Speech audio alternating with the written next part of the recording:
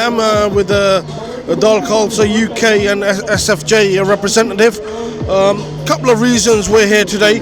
We're protesting outside the Indian embassy here, partly due to the fact that the Indian government have been conspiring with the NWO, New World Order, and restricting the farmers in the Punjab, taking the land and destroying the crops. So the hidden agenda is to starve the population in a kind of a genocide that we've kind of like woken up to and see exactly what they're doing. And we're here to let them know that we are going to put a stop to this, no matter what they plan to do in the future. So, we hope to get as many people on board as possible. And also in support of the Punjab freedom movement.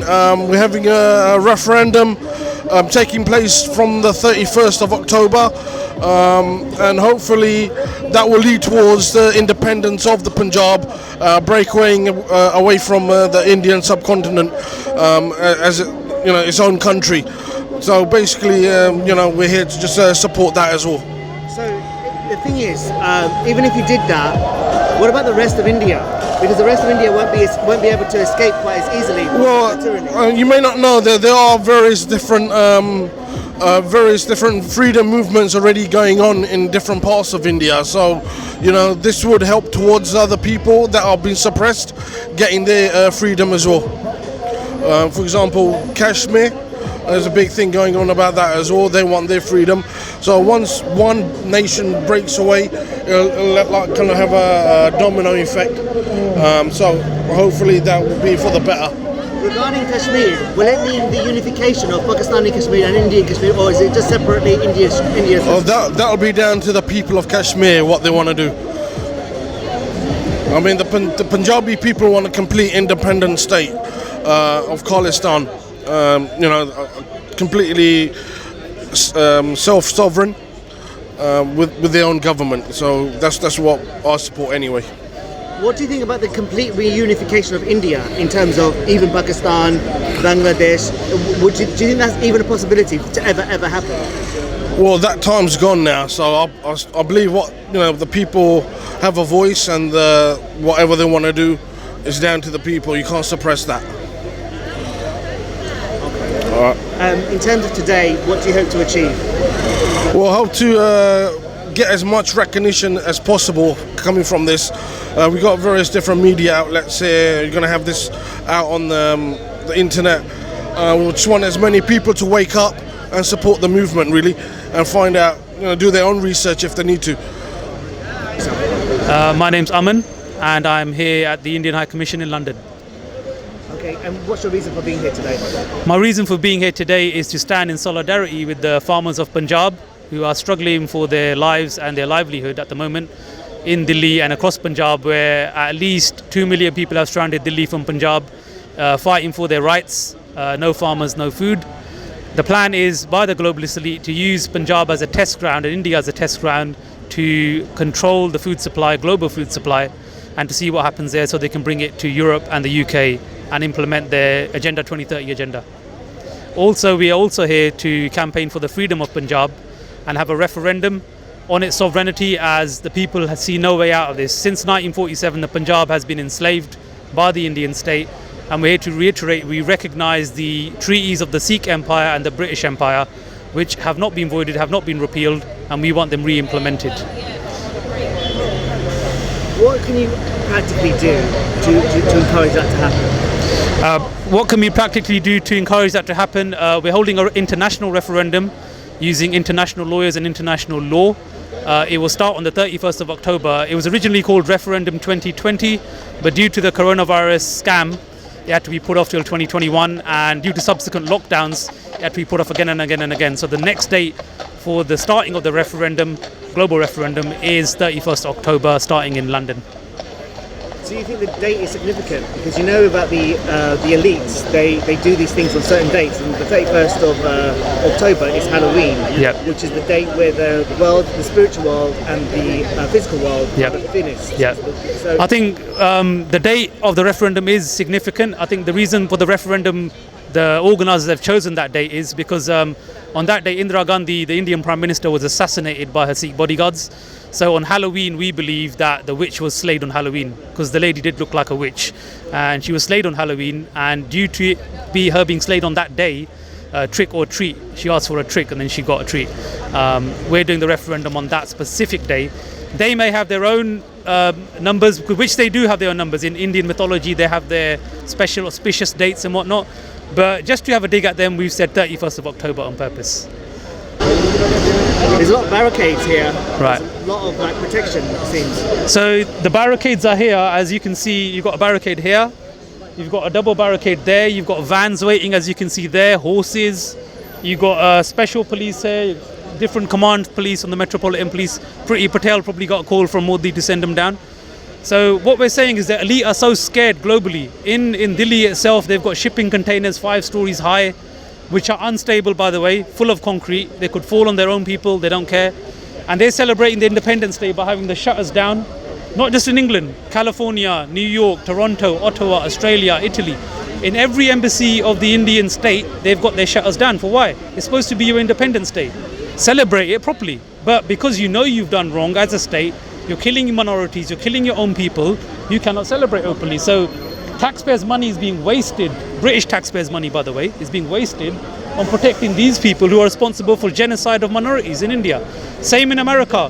When Trump won the election in a landslide, the elites couldn't take it. Trump was a threat to the world. No matter what you think of him, he was a disruptor. The Biden, the Democrats and the globalists got together and put a ring of steel around the Capitol building and the White House. It was there for 7 months. To some extent, it's still there. So what we're seeing globally is the elite packing themselves into corners, hiding from the people. Do you think the people are going to unify and actually create a resistance that's going to make a difference? I think in terms of people unifying, making a difference, I think that's well on its way. As you can see, is panic everywhere. There's only a certain amount that the government can do to control the people. There's only 60,000 military here. If they come tomorrow with the military for forcefully vaccinating, lockdowns, even the police, there will be a tipping point. When that balance goes the wrong way, then anything can happen, I think. Do you think there will be a global revolution at that time? In terms of a global revolution, I think the global revolution is well on its way. We're well within that global revolution. We just don't realize it, because every day things are changing. The situation is fluid, but we're going on the right path. As long as we continue to be on the streets and campaign for the freedom of all people, not just one community, 2 communities. Everything's interconnected. Be it the no farmer, no food, be it the occupation of Kashmir, be it anything in Europe, the lockdowns, the forced vaccinations, everything's all connected. We need to realize that. It's quite blatantly obvious. As you said, they've done wrong. Yeah. Why do you think more people can't see it? I think the reason people cannot see what the elites are doing wrong is just, it could be sheer laziness for some people, but what it is if my neighbour's house is on fire, why should I care? It's a bit of that at the moment. That's what it is. But the fire's getting closer and closer, and when it catches fire on their house, they'll realise, because we're sounding the alarm now about the no farmer, no food. If they take the farmers out in Punjab, the European farmers are walking the park. They're not going to do nothing, they'll take them. They'll use automated robots to take their farm. Amazon will move in, the corporates will move in. When they take the southern regions of the planet out from the southern hemisphere, they're all going to come here. So the third world collapses, and they're going to collapse the first world. That's the actual plan. And collapse the first world, create race war, tell you're the black against the white, they're against them. So order through chaos, that's the plan. But people they need to realize that. Nobody's against each other. You need to be against the elite plan, the plan of Agenda 2030. Agenda 2030 is where you're going to own nothing and you're going to rely on a universal basic income. That is the ultimate globalist one world government plan. Tell us about that. So the situation with the Khalistan movement at the moment is we're looking at international referendums using international law to get our word across. Obviously the elders can't speak English, they don't have an international know-how on how to operate in international law, but we're joining with other freedom movements like in Catalonia, the Kashmiri movement in Azad Kashmir and occupied Kashmir, various other movements that we're joining in. So the common enemy is the elite. In the sense, with the situation with the Kashmiris is we see them as our brothers, as our ethnic brothers, that we are one. We share the same food, the same water, the same culture, even our languages. We may have different dialects like Malwai, Doabi, Patwari, Lahori, Mirpuri, but that comes under one common Punjabi language. Kashmir and Punjab have geographically always been one, and the people's struggle from centuries, thousands of years has always been one. Be it from the time of Alexander the Great, when he invaded the people of that region, Alexander the Great couldn't cross Kashmir and Punjab. And even now, they may be divided between India and Pakistan, but the people still over here see eye to eye, regardless of what goes on there. So we're asking for the freedom of Kashmir and Khalistan. And when that is free, then there'll be no issue. Otherwise, we're looking at nuclear war between two countries who can't even feed their own people. India can't feed its own people. I know Pakistan has its problems, but I have a bit more respect for Pakistan as it tries its best, regardless of what other countries try and interfere with it. But it's trying its best to do what it can. But what we're saying is, because there's a danger of nuclear war between the two countries, we need to build our bridges and realise our commonalities instead of letting these people inside, these Indian fascists who want to implement the agenda of the elite as well as their own caste system agenda. We need to realise that, because caste system is prevalent in both India and Pakistan.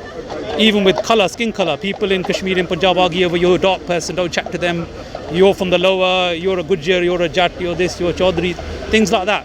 Get rid of that and realise what we need to do to free that region and make it prosperous once again like it was in the past.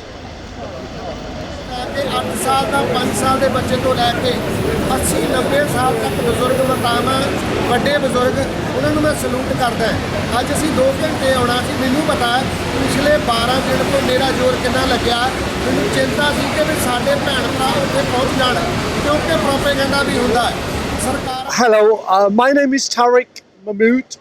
I am a Kashmiri activist. My organization is called PPF. And what brings you here today? Actually, every year, it's not today first time, I've done about 88 protests outside Indian High Commission. Today is the 15th August and it's a black day for all the Kashmiris worldwide. Why is that? Because you know what, they have abrogated Article 370 and plus India has occupied Kashmir illegally. We believe that Kashmir doesn't belong to India. It's an independent state and it should be independent.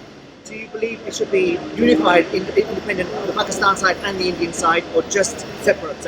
You see, I'm basically from Pakistan Azad Kashmir, but Pakistan Azad Kashmir is totally different than Indian occupied Kashmir. In Azad Kashmir, we have our independent government and we are free to move and free to do whatever without any interference. So, do you feel that they should be separated, or do you still think they should be? First priority should be that it should be independent, and then there should be a plebiscite and referendum, and the Kashmiris should decide their own future if they want to affiliate it with Pakistan or if they want to be independent. That should be a decision of Kashmiris. And what do you personally want? Actually, I was born in Pakistan and I love Pakistan, and I personally think that what I think it's not matter what majority think. Majority is an authority. If majority wants to decide to be with Pakistan, and it would be nice, but if they decided to be independent, then we will honor that as well. And what do you hope to achieve today? You know, today we are protesting with our Khalistan brothers. Today we want to send a very strong message to Modi, right, that you can't get away with it. The discrimination, how Muslim people are being subjected to our killings, you know, they're being mistreated. And in India, there's from 2 years, there's a curfew. People can't move. They're not free to do anything. And that kind of an attitude will not last too long. What can we do to help the cause? You know, the British government, they're the creator of the problems, and I think they should intervene and resolve this Kashmir issue once for all. Do you not fear that their involvement may make things worse?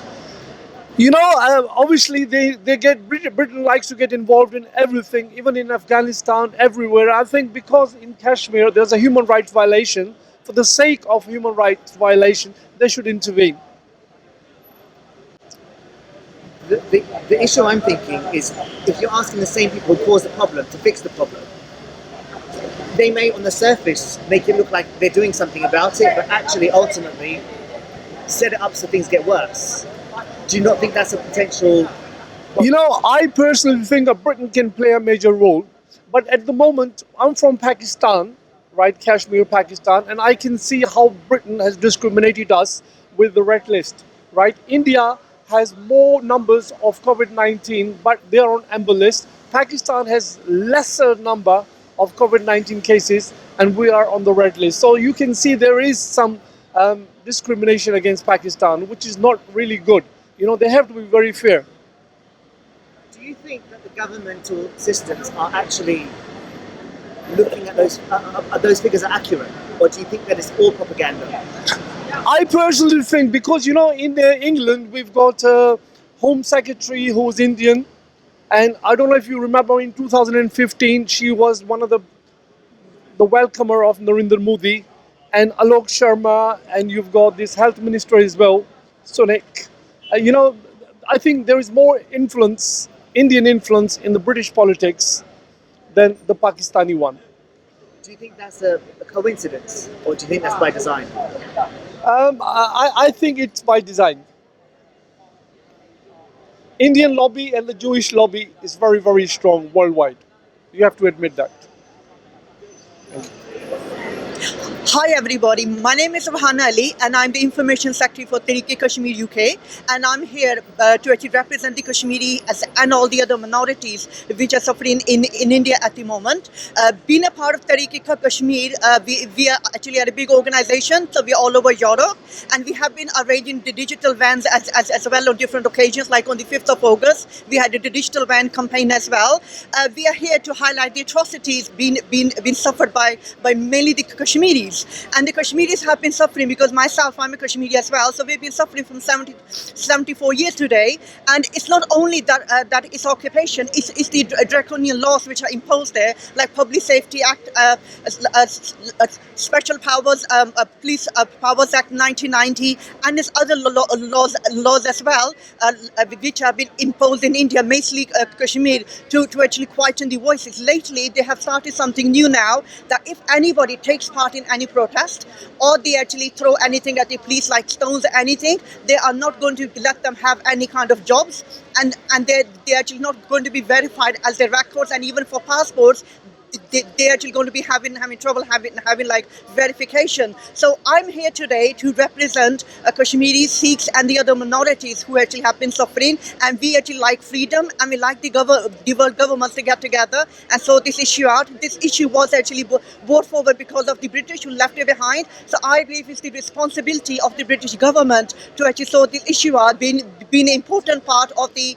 United Nations, because they have a permanent position there, and this problem started because of the British as well. I would like the Indian Embassy to actually revise their actions. I would like the Indian Embassy to actually go according to the promise that they made to Pakistan, Kashmiris, and the United Nations for plebiscite. Today is 74 years. We still don't have plebiscite. They have taken away Article 370. They've taken away 35A. And they promised that when they take it away, there's going to be a plebiscite. There's going to be a referendum. But till today, 2 years have passed. Nothing has been done. They need to keep their promise. They have to sort this out.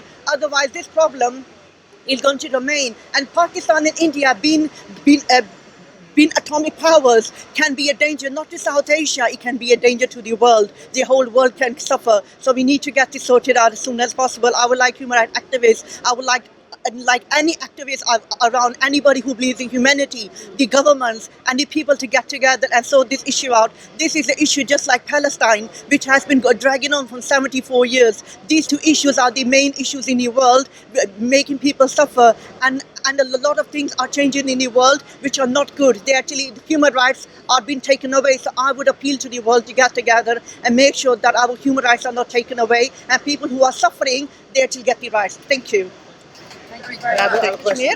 And in my own life, like I'm a lawyer, but I'm not qualified yet. But at the same time, like I teach ESOL to different communities. So I'm trying my best to bring awareness, even with my students. I try to make them stand up for their rights, especially women, because a lot of women who come from different minorities, communities, they don't know their rights. Absolutely. So this is like my mission, humanity. Wonderful, thank you so much. You're welcome. Okay. I would like to highlight that the whole India, especially the minorities, are suffering because of a law which is called Unlawful Provision Activities Act 2002. Because of these laws, not only Muslims are suffering, even Sikhs and other minorities are being suffering. And then there's the other law, which is a lawless law as well, which is called National Security Act 1980. Now, with this law, a few weeks ago, they actually detained two guys from Manipur, only because they said that the cow dung. Yeah, because The BJP are actually lying, saying that the cure of COVID-19 is the cow dung. So because of this reason, they were detained for 50 days. And with this law, anybody can be actually detained for 1 year without a trial, without charges, and then it's up to the government what they want to do with that person. So many of the laws, like a Public Safety Act, Unlawful Activities Prohibition Act, they are laws to detain, and they are famous for that. And then we have the Asafa law, which is called Armed Forces Special Forces Act 1990. In this law, you can actually, even on a suspicion, you can kill people, you can arrest people, you can detain people, you can rape people. This is known as a rape law. It was introduced in 1958 with the seven sister states, which are mainly Manipur and Nagaland. They have been suffering just like Kashmir till today. And what I hear is they liberated from India in 2019, but India is not showing up. So at the moment, India is in conversation with Nagaland to return its special status, but he doesn't want to give Kashmir its status back because he's saying it is anti-national. He's leading all the Indian states at the moment towards liberation, so he's trying his best to give the status back so they can quieten it. Why do they not want to give Kashmir its independence back? They don't want to give independence back because Kashmir is one of the states which is a rich state, and they are earning a lot of money.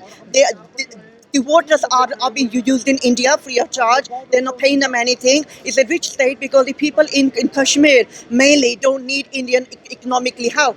Every person, even a person who's poor in Kashmir, they have their own land, they have their own arches, they have their own houses. So they want to take over that. So they're starting to destroy the arches. So people can economically depend on India. And they've taken over the waters, and every single job of Kashmiris, especially the government jobs, have been given to people from other states so they can come and control, like Dominsa law, which was introduced in 2020. And the reason was to bring people who are non-Kashmiri to come over into Kashmir and show that Kashmiri Muslims are a minority and Hindus are a majority. Same happened in 1947 when Jammu was turned into a minority area for Muslims because the Muslims were either killed or they were asked to leave. So most of them left and joined Pakistan, and some are in Azad Kashmir today, which is a free state. It's not like India; they have their own PM. And India, in 1956, by cleverly removed the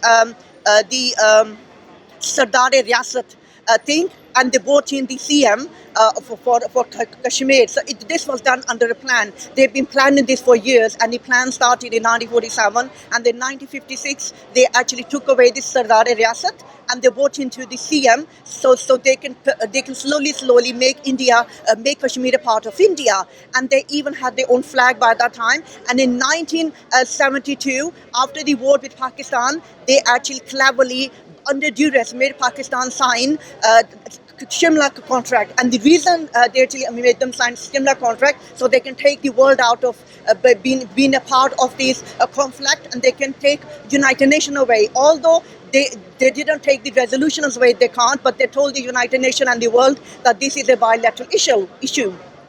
When the Kashmiri asked them, when are we going to get a chance for plebiscite or referendum? When Pakistan asked them when they are going to get a chance for plebiscite or referendum, they were told it's an issue between Kashmiris and India. When the Kashmiris asked them, when are we going to sort our issue, Kashmiris were told there's no issue. So this is how India is dealing with it, and it has been working on it, not today, from years. And BJP, if you look at the manifesto of BJP, since 2009, they have been trying to abolish Article 370 and 35A, but they didn't get a chance to do it for some reason. I think Modi waited for the second time, because when he came the second time, the Prime Minister of India, he thought that now he's not going to go. So he used the opportunity as he came into power to take away 370 and 35A on the 5th of August 2019. What does that mean? That means that Kashmir doesn't have any special status, and they have made a part unitary, like it's under the government of India, and now it's part of India without the wishes of the people, without a referendum, which is against the international law. So the Kashmiris are come under the law of India. Anybody can come into Kashmir. They can buy land, they can work there, they can get married to the girls. They don't have the special status anymore, which they were promised. Now, opposite Pakistan. Pakistan has never done that. They still have a prime minister there. We call it Azad Kashmir. They still have they don't have 35, Article 370 because that was with India, but they have a 35A which Pakistan respects, and Pakistan till today they actually have people who go to work in Azad Kashmir, but people are not allowed to live there like residents or buy property or get married to the girls. If they get married to a girl, they can't become a Kashmiri, but any man can actually marry and bring your wife with them then. So Pakistan is actually still standing by the promise. Pakistan is asking the United Nations to actually ask India to actually arrange the plebiscite. And the other thing I would like the world to know, that Pakistan gives the Kashmiris the third option, which India doesn't give any option at the moment. And the third option under Pakistan's law is Article 257, Pakistan Constitution 1973, that once the Kashmiris get plebiscite, they will get another plebiscite done by Pakistan to make sure that the Kashmiri majority are happy to become part of Pakistan. And if they don't want to become a part of Pakistan, Pakistan is happy to help them to have the independent state. I will repeat again, this is Article 257, and this is Pakistan Constitution 1973. Can you talk a little bit about Imran Khan and what he's done since he's come to power?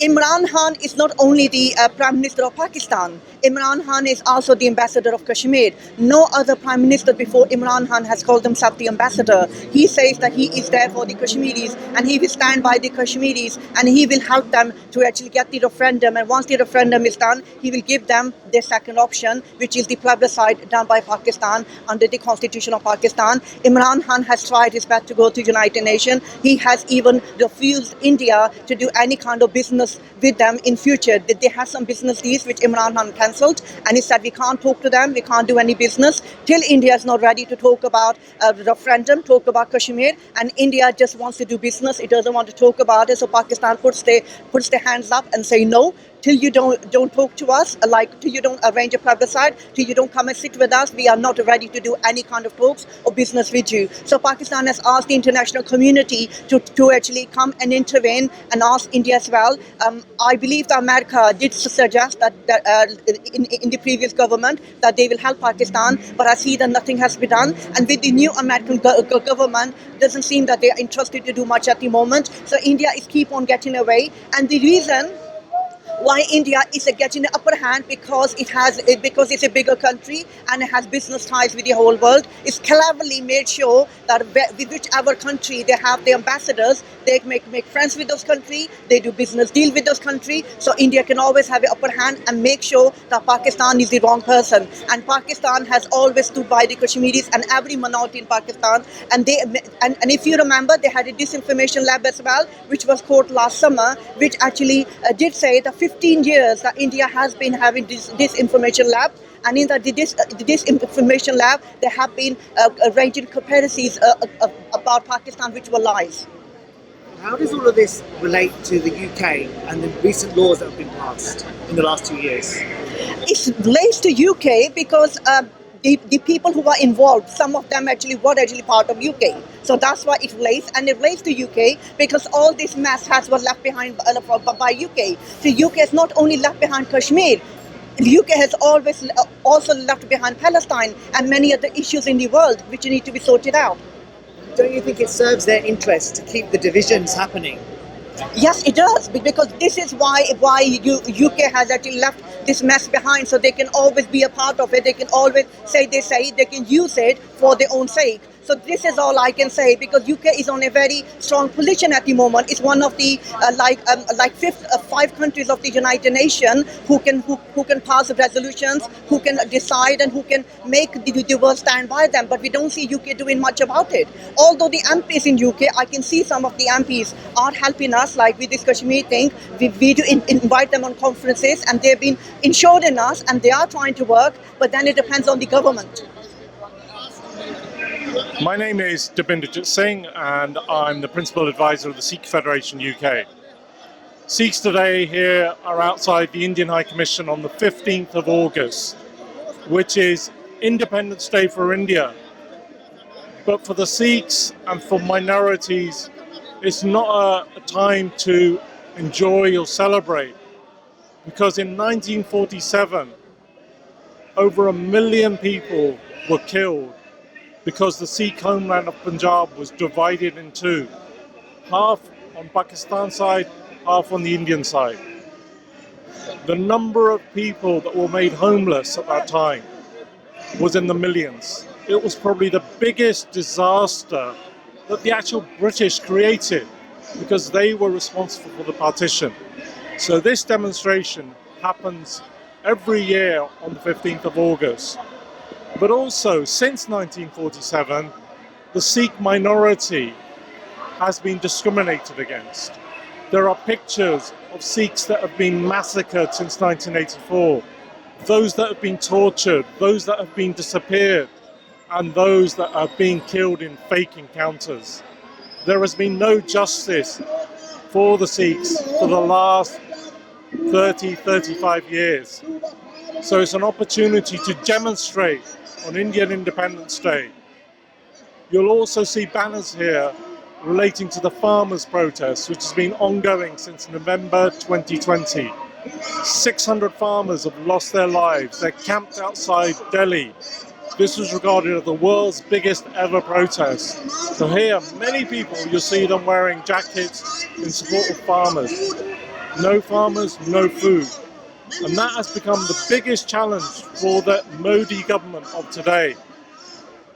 On top of that, there are 3 young Sikhs facing extradition from this country. With the extradition hearing in September, there's Jagtar Singh Joel, who's nearly been in prison for 4 years, a British national who's been tortured. There are a number of issues that Sikhs raise at a time like today. But I want to finally finish on. In 1849, we had a Sikh kingdom, which lasted for 50 years, and the British, following 2 Anglo-Sikh wars, annexed the Sikh kingdom. They drew up Anglo-Sikh treaties, and when 1947 came and independence came, the British offered the Sikhs a homeland. They offered to assist in running that homeland for 10 years. At that time, the Sikh leadership chose to be with India. However, 74 years later, given the discrimination, given the constitution which doesn't even recognize our faith, given the experiences since 1984, the Sikh genocide that's taken place, the lack of justice, Sikhs every year on the 15th of August raise the voice for a Sikh homeland. And we think in recent times, the Indian government, led by Modi, that are hell-bent on creating a Hindu Rashtra, discriminating against Muslims, against Sikhs, against Christians, against Dalits, is creating such a sense of, can India survive? Will it break up? And Sikhs in the diaspora, like here in London and across the globe, are very well established now, have very good reputations, and we are saying, why shouldn't we re-establish a Sikh homeland that the British annexed and offered in 1947? Because we believe Sikhs across the globe have a huge positive reputation for tolerance, hard work, the well-being of all, feeding the needy. And we have seen that through the pandemic across the globe. We've seen it in those farmers' protests where the police were beating them with lathis, using tear gas, using water cannon, and they were feeding them food. The same police officers were there being fed by the farmers, and that is a spirit that exists within the Sikhs, that every day we pray for the well-being of all. It doesn't matter, rich or poor, whatever faith you are, we are there. And if a Sikh homeland existed, those messages could be spread worldwide and actually bring peace in a part of the world where there has been trouble ever since 1947. So you think it was set up that way by the British so that the trouble would continue? I think there are still papers the British haven't released since 1947 of how they created partition. They were planning to move out of India in 1948. They went a year early. And that's why it was a disaster. And the fact that they were offering the Sikh leaders a homeland and willing to run for 10 years. We also know that following the Anglo-Sikh wars, and their treaties of 1849. For 100 years, Sikhs sacrificed their lives in the First World War, Second World War, the Battle of Saragri on the 12th of September 1897. So the Sikhs were very much well respected, but the Sikhs were also the forefront of the independence movement. 90% of those that went to the gallows were Sikhs. We were 1.5% of the population. 70% of those people that were sent to life imprisonment by the British. So they know our sacrifices for the British and for the independence from Britain was led by the Sikhs. But to this day, I can look British politicians in the face and they bow their heads in shame because they know the atrocities they carried out. They know they didn't sell us out on their own. The Indian leadership, Nehru, Gandhi, they sold us out because they made solemn promises in 1931 before independence that we would see that autonomy. We have never seen that autonomy, and that's why Sikhs never signed the constitution in 1950. But do you think that's the fault of Nehru and Gandhi or the subsequent leadership? I think it's a combination of things. It was clearly the Congress leadership at the time. They were very much in cahoots with the British. They wanted a united India. They didn't want Pakistan created. Jinnah obviously, realised this was not the thing that was good for the Muslim population, and therefore Pakistan was created. But you can read articles now where they say the British and Congress hoped that Pakistan failed. And the Sikhs in this were just non-existent. And I think the Sikh leadership also made a mistake at the time, throwing their lot in with the Congress. And we have paid the penalty for the last 74 years. But I think Sikhs in the diaspora, we are free to talk about this. People there are not necessarily free to talk about these things. They'll be thrown into prison, they'll be tortured, they'll be killed, they'll be disappeared. But that day will come because Sikhs have it in their blood. We've had that homeland. And therefore, it's not going to go away. We saw it with the farmers' protest. That was not about Sikhs. That was about all farmers across all of India. And I think Modi took on the farmers and underestimated the farmers and their willingness across India. And actually, that's the feeling in India, that actually can a movement arise from this that can be the true opposition to the Modi BJP, because the Congress are more or less finished now as an opposition. What do you foresee happening in India and also globally? Because what's happening in India is planned to be brought out into the rest of the Western world as well. So what do you think will happen in India and then the rest of the world? I think the issue of the Hindutva agenda is very much in the diaspora. So you do see counter-protests, events like this we never saw before. But if you look at the world of politics, India is clearly trying to get on the front table. They're a very big country, a huge population, a huge economy. They were hoping to become part of the G7. The issue that will hold them back is their human rights record. Because whether it's the British, whether it's the Americans, whether it's the Canadians, whether it's the Australians, these are countries where large numbers of Sikhs live. These are countries where large numbers of Muslims live. And they will pressure those governments to say, look what they're doing. And often, the likes of Britain turn a blind eye. But we've seen from the recent American visit by the Secretary of State, Blinken, he raised those issues there in Delhi. And almost as a warning, because it was a diplomatic message. So ultimately what we're looking at is we believe that India is his worst enemy. That they have such a bad human rights record that actually the world powers can work in two ways with India. They can either say India is a very powerful state and we put them on the front table, or they can actually say India was never one nation. It's many nations built together. And if I was China, or if I was America, superpowers who have an interest in what happened in India, my personal view is that we could see a time when India would break up as a state. But I also believe Pakistan will also break up as a state. And because Sikhs are in the middle of this, with the birthplace of the first Guru and Nangana Sahib in Pakistan, that actually we need to be very pragmatic about our future. And diaspora Sikhs have a voice. We have members of parliament in various countries. We are able to talk to governments. And at the end of the day, we believe in truth. Ultimately, the truth comes out.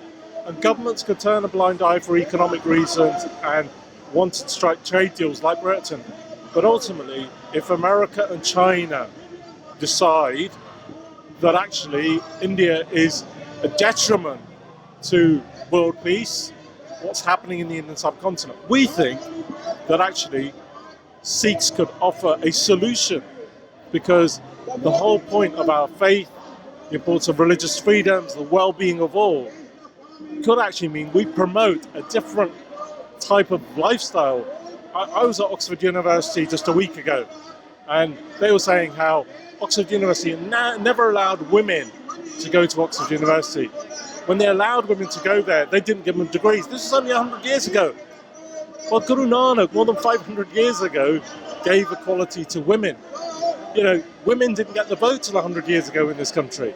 And therefore, actually, the West is actually far behind the teachings of our faith. But unfortunately, we've not been able to take that out to the world masses. And I think an independent Sikh state would allow us to do that. And it would be a very positive message about what we call Sarbat Dapala, the well-being of all. Even if we did have a Sikh state, I still think they will propagandise and brainwash people into thinking that these areas are backwards. I think we're very wise to that, living in the diaspora. I was born in this country. But actually, if you are talking about America or Britain or China or whoever, they have their own vested interests. So if a Sikh homeland was created, they would want to have a control. They would want to use that state. But what we're saying is, ultimately the teachings of our faith will rise above that. Clearly, to form an independent state, you need the support of foreign governments. If you want to take this up at the United Nations, whether you want to do this peacefully or exercise your right to self-determination, you know, this has happened around the globe. And we're very conscious of that. And ultimately, you know, we are very mindful of that. But, you know, our eyes are wide open that other states will see this. Is it in their interest? That will always drive their interests. We just need to be very conscious of that. And actually, that is what politics is ultimately. Okay, Gurcharan, tell us about what's happening today. Well, today we are holding mass protests which begin at Delhi, and they are carrying out throughout the world. And we are exposing the Indian fascist regime and its policies in India and what it's leading up to. And the only political solution to the problem of the Indian Union and the politics in there is decentralization. And we are calling on the Indian state to hold referendum throughout India wherever it's possible and wherever the people's demand, because the centralized fascist regime in India has a single policy, and that is of Hindutva. And they are hell-bent on implementing Hindutva through every single mean possible. To a degree, last year we had 2 million people dying from food shortages. And this year we have seen devastated destruction of the food crop. And the result of that in coming time is going to be mass starvation. And we want the world to know that what's happening in India is not COVID. It is mass starvation, and the government is responsible for it. It is genocide being committed by the fascist regime to get its political goal. What do you hope to achieve today? Well, we want to raise awareness here and throughout the world.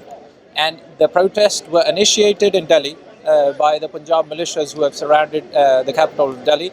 And we are in solidarity with them throughout the world. And we want the world to know India is a fascist state, and its only political theology it believes in is Hindutva.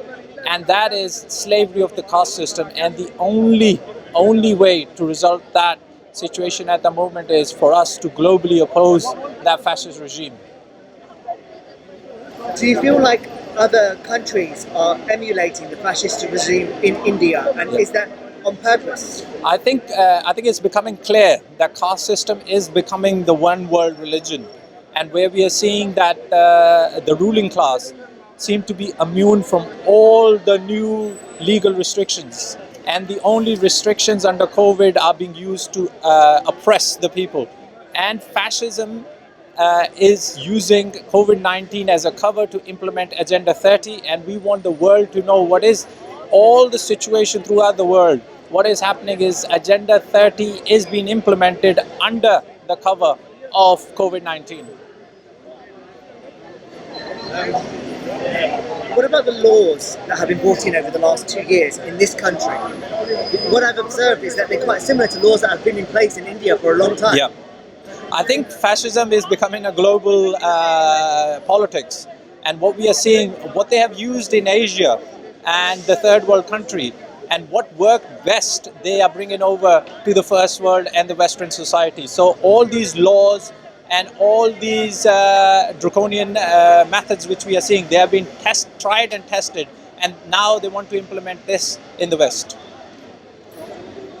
Tell us about what happened the other day when you were at the educational, the London, the British educational system place. We were there because the Education Union has been actively supporting vaccination, forceful vaccination of kids, and we were there to find out and speak to the members of the union, and we wanted them to explain to us why is that they are advocating these untested killer shots on young kids. And instead of answering our questions, they hid inside the basement and called the police on us. So this shows you the reality of these people, that they are paper tigers and they only want to use authority to oppress the people. I thought it was really brave the way that you and Piers went in there. You kind of had this warrior spirit, and it's really coming across. So I thank you for the work that you guys did. Really, it was really brave. I think what people have to realize, that these people, the only strength they have is us not confronting them. The day we start confronting them, their authority, their entire charade breaks down. The only authority they have is the one we give it to them. The day we start challenging their authority, they disappear. It is for us to challenge their authority every single day. More we sit back and wait, more they will oppress us. The only way forward is for us to challenge them. And when you challenge them, you will find out that they are all paper tigers, they're all bunch of nothing, and they will all hide. And they want to use the mechanism of the state to oppress and scare you, which is not going to work. What other practical things can we do to help? I think one thing is, people need to realize sitting at home is no good. We have to come out and protest. There is no point in hiding. Hiding does not work. Hiding has failed. Hiding is the reason why they are oppressing us. The only way forward is for us to come out. All right. Now in this country and in other countries, we have important united fronts of action against the new normals and against the new world order. And those have grown the movements from hundreds only a year ago to millions around the world. Millions are now on the march. And whatever the new world order say, we know there is more of us than the police. And there is no way that in England, the United Kingdom, 100,000 police can stop 1 million people on the march.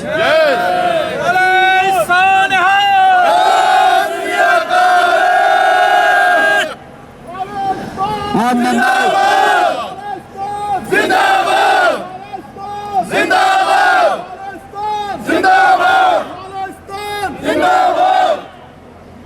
Okay, now the biggest action now, the biggest issue facing us all is the enforced vaccination of people and children.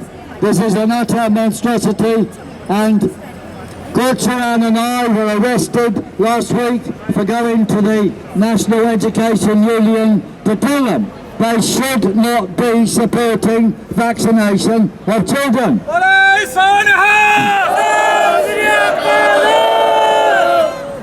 And Gurcharan and I will go back to the National Education Union and demand an explanation on why they prefer to get us arrested rather than have a conversation.